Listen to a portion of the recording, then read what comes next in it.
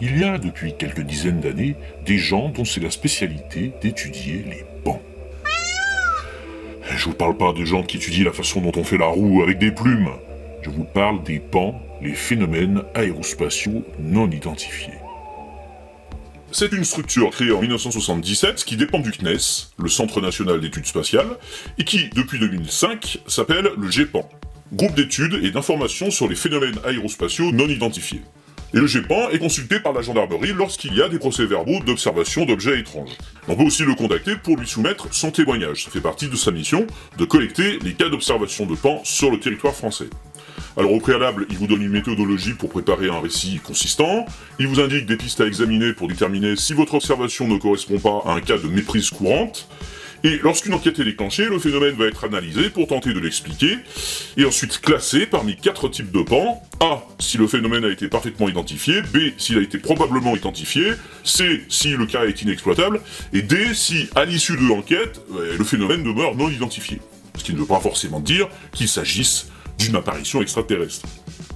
Et dans ces statistiques de fin juillet 2018, vous voyez qu'au final, les cas non identifiés, ça ne représente que 5% des cas, et comme l'une des missions du GEPAN est aussi d'informer le public sur ce qui est observé, eh bien une fois que les cas ont été classifiés, les dernières étapes consistent à les anonymiser, puis à les mettre en libre consultation dans une base de données qui figure sur leur site. Parmi les éléments dont on dispose sur un pan, il y a les éventuelles photos ou vidéos prises par le témoin, il y a les notes prises par les enquêteurs, et puis vous avez le procès verbal du témoignage. Eh bien, on va faire un petit jeu en utilisant cette base du GEPAN, et on va essayer de deviner quel est le phénomène observé. Vers 18h10, j'ai observé dans le ciel un objet fixe grisâtre qui a disparu après une dizaine de minutes. Je ne sais pas depuis combien de temps il était là. Nous avons observé cet objet depuis la terrasse de la maison. Il était loin direction est-sud-est, et je ne peux en estimer la distance, mais le ciel était très clair et mon mari, ma belle-mère et moi-même avons eu le temps de l'observer à l'œil nu puis avec des jumelles. Il faut s'intéresser à l'heure d'observation. Ici, à 18h10, le soleil est déjà passé sous l'horizon parce qu'en faisant une recherche sur les éphémérides, on peut retrouver que dans ce lieu, il atteint l'horizon à 17h42 à cette époque. Toujours pas? Alors voici un indice majeur. Lorsqu'on observe un objet qui se déplace dans le ciel, donc là c'était le cas, comme on nous l'a dit, un outil très important, c'est par exemple Flight Radar. Sur ce site, on peut observer en direct tous les déplacements aériens commerciaux. Là par exemple, si on regarde sur notre région de la Sarthe, on a tous ces avions qui sont en train de la survoler et qui donc sont observables du sol. Et on peut cliquer dessus pour avoir toutes les infos du vol, par exemple celui-ci.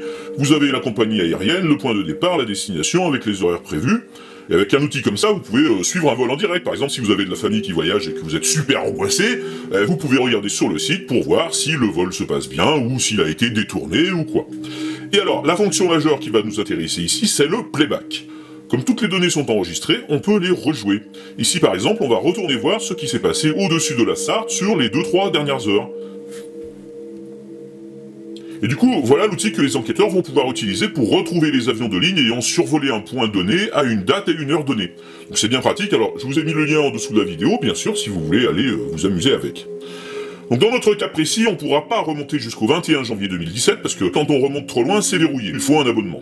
Alors en accès libre, vous n'avez que les 7 derniers jours, donc il faut se grouiller pour faire vos enquêtes, mais le GEPAN, lui, il a un abonnement, donc ça va.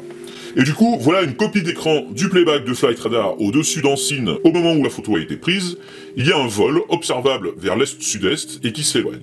Donc voyons l'explication. Ce que notre petite famille a observé, c'était simplement la traînée de l'avion qui s'écartait du fuselage pour se rejoindre dans son sillage, et dans des conditions de température et de pression qui faisaient qu'elle n'était pas persistante, un peu comme dans les cas qu'on voit là. Simplement, la différence ici, qui a fait que cette traînée est apparue de couleur grisâtre et pas blanche ou orangée comme sur les autres photos, c'est que l'avion et sa traînée n'étaient déjà plus éclairés par le soleil à cette heure-là. Mais le fond du ciel est encore éclairé en rose, ce qui donne cette fameuse observation. Eh bien vous voyez, on n'y aurait pas pensé, mais c'est ma belle-mère qui nous a mis le doute, je crois. Et mon mari, il écoute tout ce qu'elle dit, alors forcément voilà. Oui merci, c'est passionnant, mais on a tous des problèmes. Moi, ma tante elle a des mérules, et mon cousin savoyard a une fille unique qui n'aime pas le reblochon.